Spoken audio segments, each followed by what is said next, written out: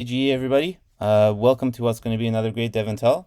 So if you didn't know, DevNTell is a 30-minute window for members of the DAO to showcase something they're passionate about or been working on. This can be an awesome project you've been working on, demonstrating unit testing best practices, automation goodies, smart contracts, how to structure a project, etc. Basically, if you've got a passion for something, this is your opportunity to share it with the community. Today, I am happy to introduce to you Emmett Childs, who's going to be giving us a overview of proof of humanity. Take it away, Emmett. All right, so I'm Emmett. There's a bit of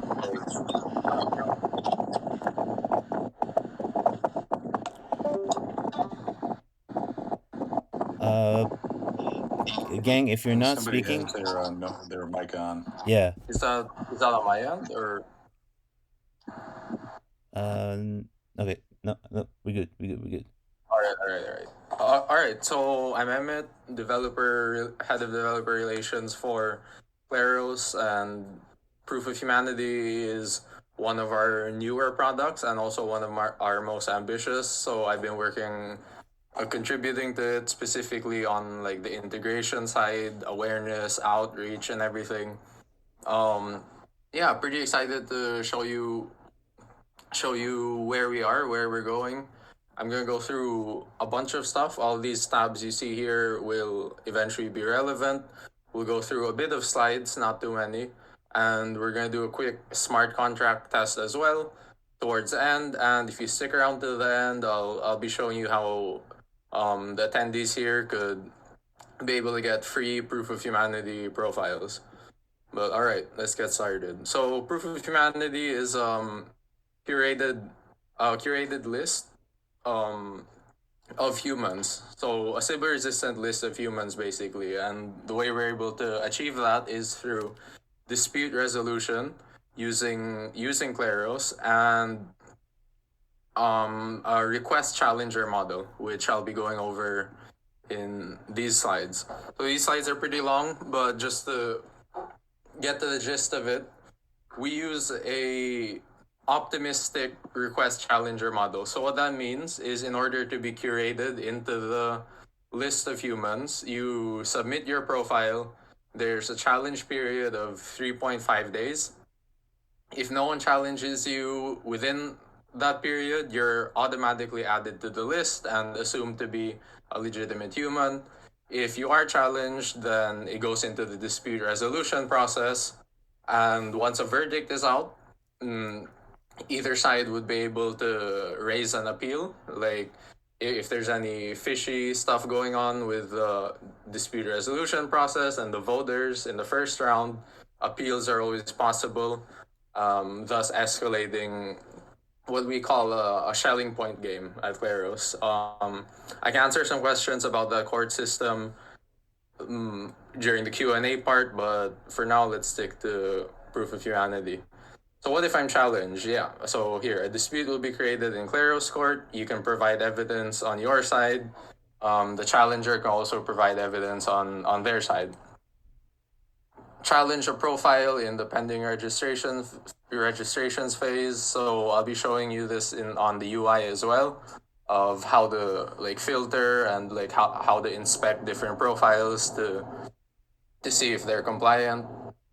And yeah, so there's a challenge period, 3.5 days. Anytime within that period, someone can put down a challenge deposit.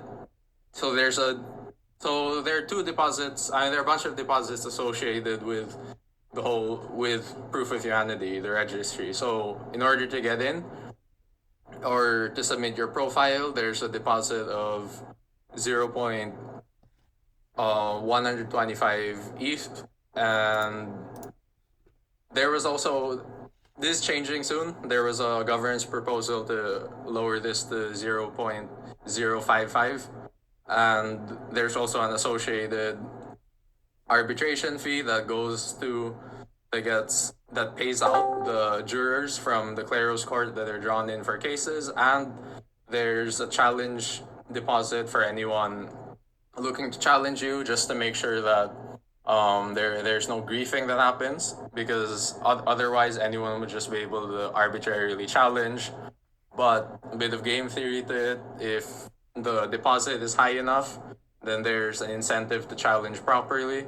And on the side of the person that's getting challenged, if they're able to defend themselves, then they get to keep the challenge deposit of the challenger, basically. So yeah, disputes are raised, Kleros court, jurors will be drawn. So this is a quick flow chart on the optimistic request challenger flow. So you submit your profile, you enter a vouching phase. Here's where you can do one of two things. You can either fund your deposit immediately, or you can get into crowdfunding, which is a hint. That's how it's possible to get some free proof of humanity profiles. More on that later.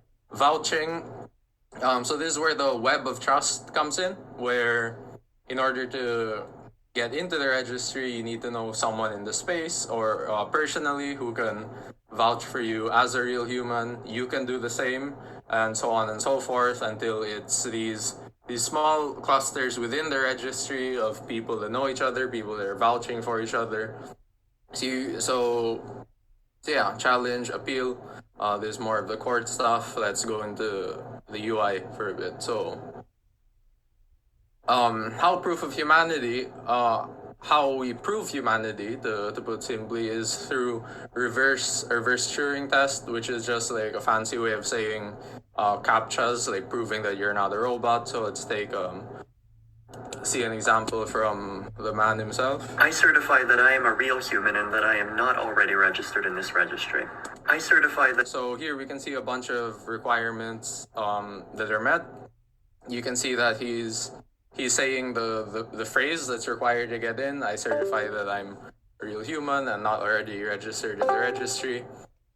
He's holding a copy of his wallet address that matches the one he registered with. He has one voucher who is also a human, and his deposit is 100% paid. And since while we're on the topic, since he's in the registry, he's been accruing some UBI. So UBI is, and that brings us to this blog post, the first integration of proof of humanity, first major integration, where, I mean, because UBI without Sybil-resistance is pretty much destined to fail from the start. If a bunch of people can just like make profiles and start claiming UBI tokens, the incentive model there would be to make a bunch of fake profiles and flood the registry to get as much UBI as you can. So that was the first major integration. Now we're gonna go through a bunch of the use cases. DAO frameworks.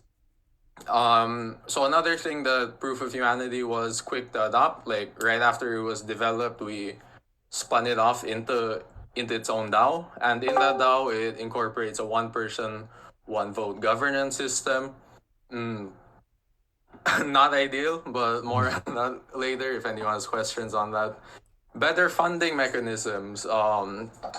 If anyone watching now is like has been on Gitcoin lately, you'll know that here, around 15 of Gitcoin grants is live, and there's already a live integration with Gitcoin and proof of humanity into the what they call the Gitcoin passport. Oh, well, nice. And so what that is the way to get the maximum trust score and the best possible matching on your quadratic funding contributions is to get registered on proof of humanity. It'll bump your trust score all the way to the max. And yeah, so let's see a bit here. Shout out Eden Protocol. They're currently doing some funding round now. If anyone wants to get registered, this will be going on for quite some time, along with ours. We have one as well. The DAO has one as well. So if anyone is interested in like getting a Gitcoin passport, it'll take you 3.54-ish days to get registered on proof of humanity, set that all up, and you'll be able to get the best possible matching on however much you contribute. So yeah, shout out these two projects currently in funding. One of the more simple use cases is Sybil-resistant allow listing and airdrops, where this is the second NFT collection, Depressed Citizens, to be incorporating proof of humanity to do their airdrops and allow lists in a more fair way. First one was, what's this called again? Artistical intelligence.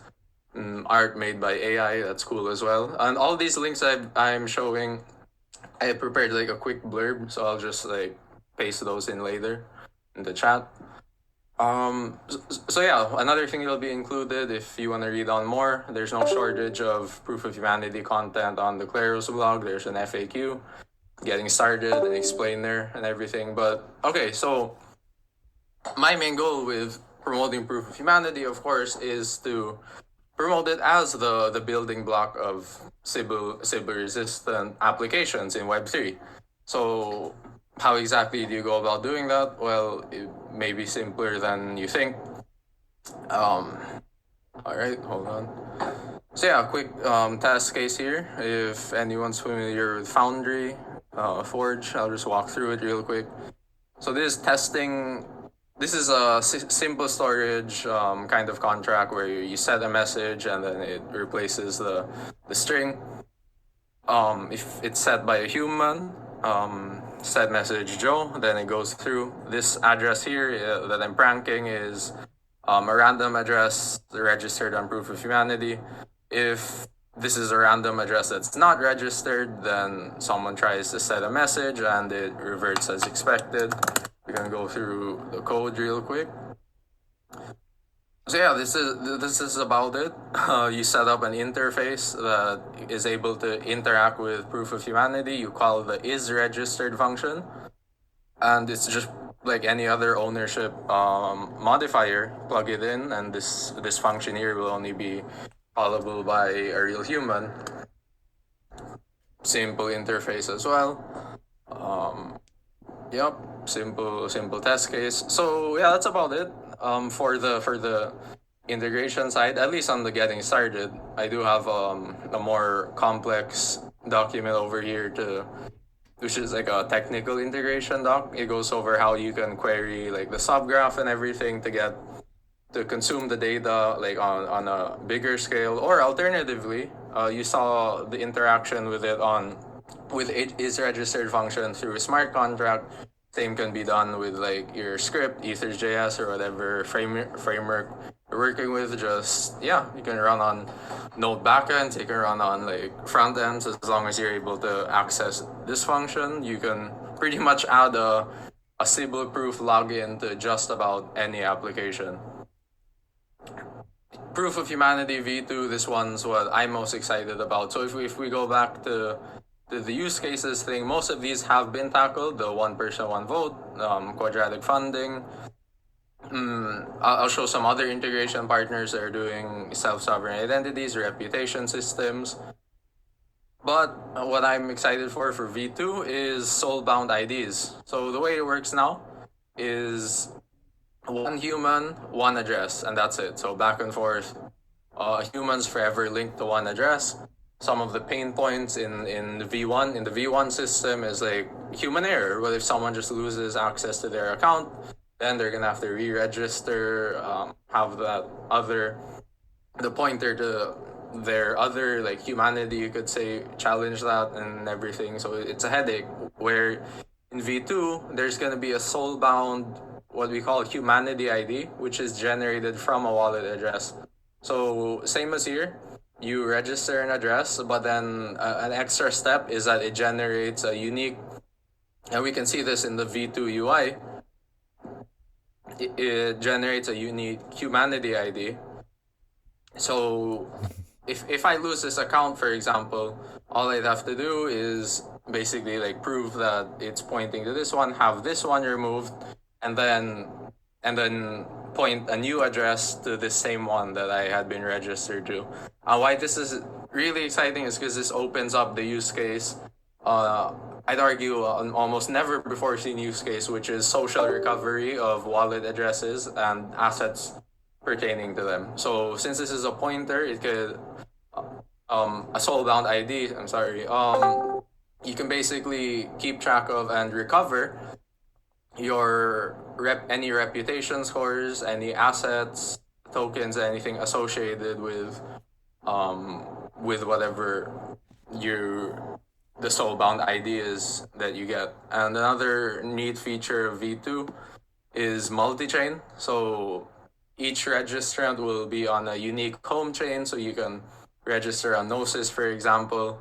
And then from there, if you choose that as your home chain, with V2, you'll be able to just transfer that pretty arbitrarily to, pretty trivially, I mean, to mainnet, for example, and vice versa. And so, yeah, a lot of stuff is the same. The vouching, the proving your, I mean, your video and everything. Obviously, this wouldn't be vouched for. But yeah, Good choice, though. Good choice. not true. um, and yeah, so I guess we can go to how you can get one for free or potentially get one for free. We're currently running a crowdfunding campaign until October 31. So all you need to do is retweet the campaign announcement, complete the proof of humanity onboarding guide. This is another campaign we're running. Join the Kleros Discord server, follow Proof of Humanity on Twitter, and once you prove ownership of this, I mean, it's a little bit centralized, you could say. Now we're going through users that submit proof of ownership of this token, and yeah, from there, pretty much the Kleros Cooperative will be the ones to fund your accounts, and you can essentially get it for free. Anyone that's here now, I can put in a word to the cooperative that, like, okay, anyone here's a like a real person. Pretty much, I think we're all real people, unless there's some robots. But yeah, that's about it. I guess we can go to questions now. Oh wait, one last, real quick. To quickly go over some of the other integrations. We're already working on like a reputation thing with EtherScore. On the social media side, we're in the process of integrating with Lens Protocol and Lenster, built on top of Lens. A bunch of other IDs apart from like the proof of passport. Gitcoin passport is integrating, of course, UBI. And this isn't just UBI as in this one project. Any UBI token, any UBI project can exist basically with proof of humanity as the Sybil-resistant layer. But yeah, that's about it. Let's move on to questions. I'll stop sharing screen. Yeah, this is awesome, man. So one thing, at least that popped into my mind as you were speaking through this. So we all know Twitter has a really bad bot problem. So you can imagine if one day they move or if they add like a, a KYC kind of layer before signups, you can imagine them possibly using something like this to flush out all the bots that pretty much come in, or like any KYC process if they want to move like completely on chain. This seems appropriate. Have you guys been thinking about that, or No, definitely. That's why apart from V2, which is coming out now, the end game for proof of humanity is to be fully compatible and able to support KYC systems, but while preserving the privacy of users. So for quite a while, we've been researching ZK proofs yeah, and different ways of doing that, gas efficient ways of doing that, which there aren't many at the moment. But yeah, that's the end goal, to be able to use proof of humanity as sort of KYC layer in just about any app, be able to prove just about anything about your humanity while preserving your privacy. So right now there's a bit of, yeah, as you can see from the UI, there's a bit of doxing that goes on. Like you need to speak into the camera, show your face, although your real name isn't required. I mean, I do know a lot of people that aren't comfortable at all with any sort of doxing. So yeah, that's something we're working towards as well. really cool, man. Awesome. Any questions from the crowd? Also, if you can't speak, please do type in developer's voice and I can ask on your behalf as well.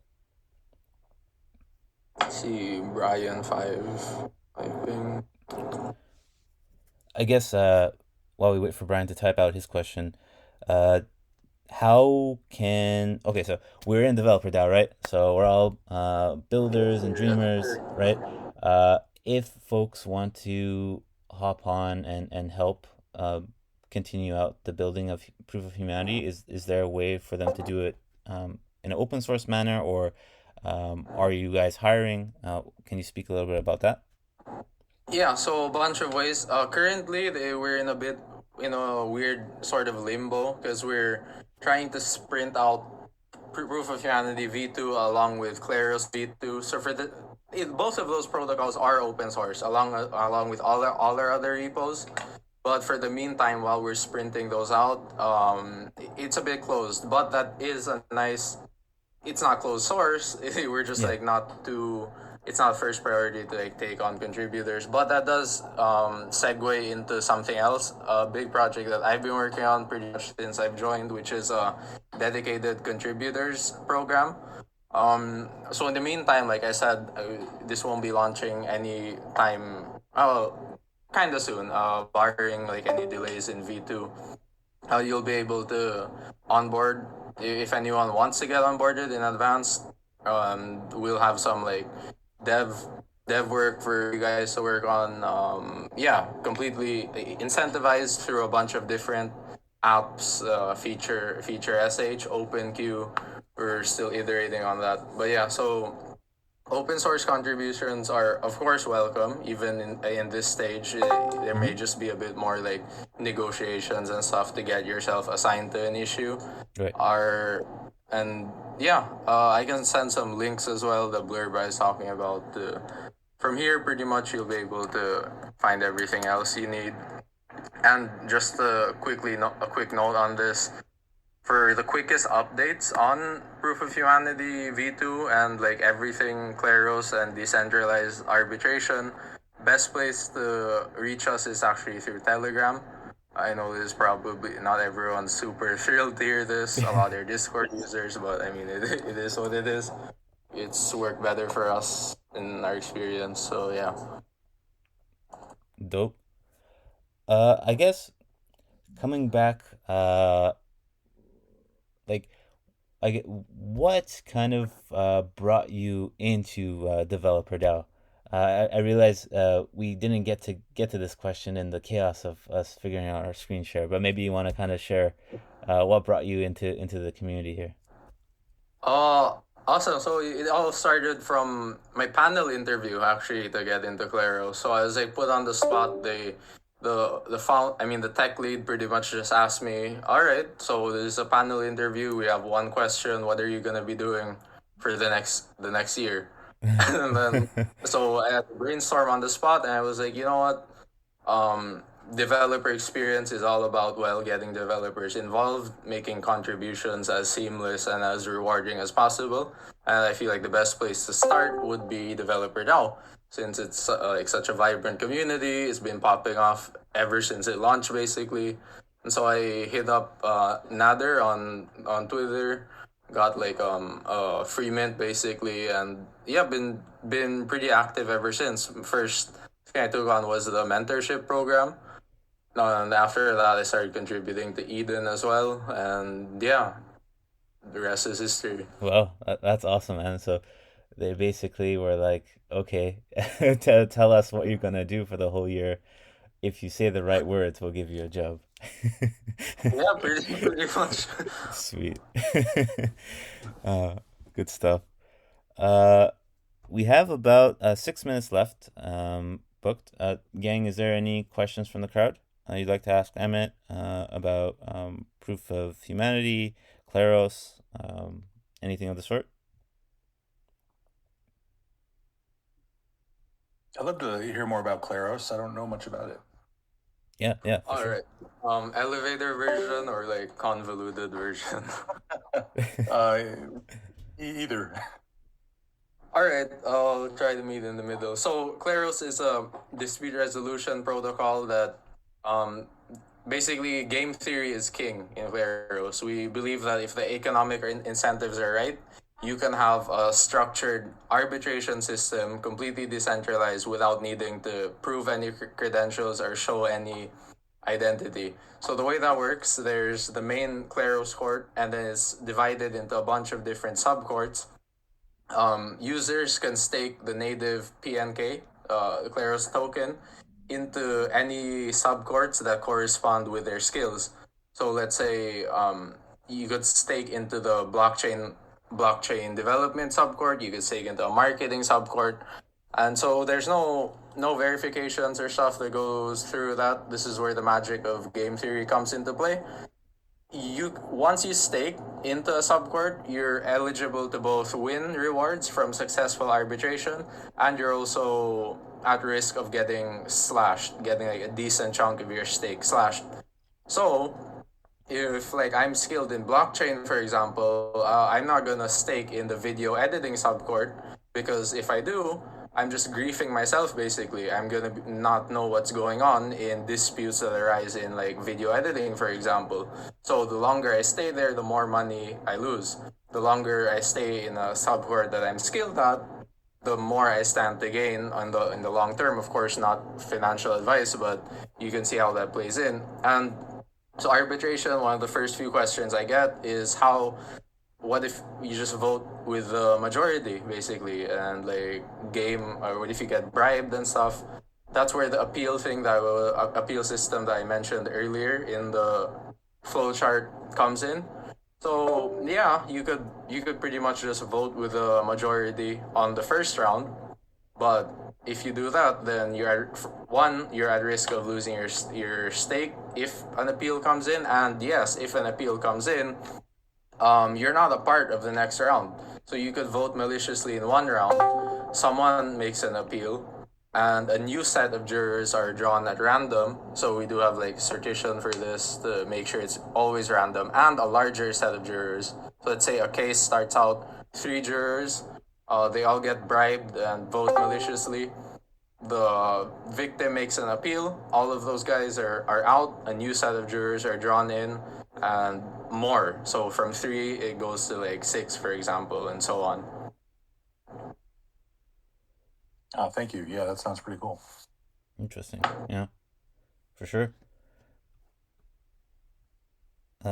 Any last questions here? We're almost about time. About 2 minutes left. One quick question about sign up. So, is the normal process you have to find fellow human beings to prove that you're human? Is that the Yeah, yeah, that's a work in progress kind of problem, because like yeah, you pretty much do need to get into some communities, for example. Like let's say if in the Kleros Discord there's a proof of humanity, like get to know each other channel, where if you stay there long enough, chat with a bunch of people, you're more than likely to find someone to vouch for you. But yeah, apart from that, you do need to find someone. You do need to be a bit outgoing if you want to get vouched for, which I understand isn't not everyone's comfortable with doing that. But yeah, it's something. Yeah, I was noticing I don't think we have a proof of humanity channel at the DAO, do we? That might be. Don't think so. Oh no no. Oh, I didn't say. Did I say developer now? Sorry, I meant the Kleros. Oh, no, I meant just that might be a good way to get people chatting at the DAO to prove each other are humans. Oh, I mean, Yeah. that would be pretty cool. I mean, people that join developer DAO are usually pretty active after like a month or two. They know a bunch of people, and yeah, vouching would be pretty straightforward from there. And crowdfunding as well, if ever there are any initiatives. That's one good thing about integrations with Proof of Humanity. If you wanna like give back in a sense, and like so you integrate with Proof of Humanity, for example, you run your own crowdfunding program, and yeah, get the more the merrier. Plus the lower deposit fee, which is gonna be executed pretty soon. Nice. Excellent. Yeah, thank you. All right, gang. That brings us to time. Emmett, thank you so much for coming on and grinding through those screen share issues we had early on. We made it work, right? Yes. And yeah, we're all really looking forward to deep diving a bit further on Proof of Humanity on our end, and it looks like a very promising project. yeah, we'll be looking forward to see the developments on that with V2. And For sure, man. Thanks for having me. yeah, my pleasure. Thanks, Seth. My pleasure. All right, gang. I guess with that, I want to wish you a very happy Friday, a happy weekend, and that we will see you back here next week. And for the record, we have officially booked out the rest of 2022, which is absolutely insane. So be on the lookout next week for a giveaway of code.